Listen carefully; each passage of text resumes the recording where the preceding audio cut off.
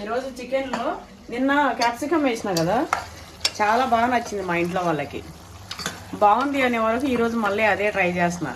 కాకపోతే ఈరోజు ఇంకొక విధంగా ఇంకో క్యాప్సికమ్ ఇట్లా కట్ చేసుకోవాలి. ఉప్పు నీళ్ళు వేసిన ఇంకో వంకాయ కూడా ఇట్లా సగం ఉడికిపోయిన తర్వాత ఇప్పుడు ఇందులో ఇవి వేయాలన్నమాట.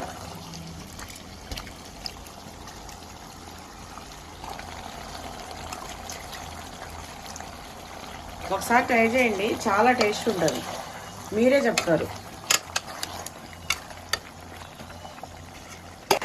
ఈరోజు మా ఇంట్లో స్పెషల్ ఇది రసం, క్యాప్సికమ్, వంకాయ కలిపి వండుకున్న చికెన్, వేడివేడి రైస్.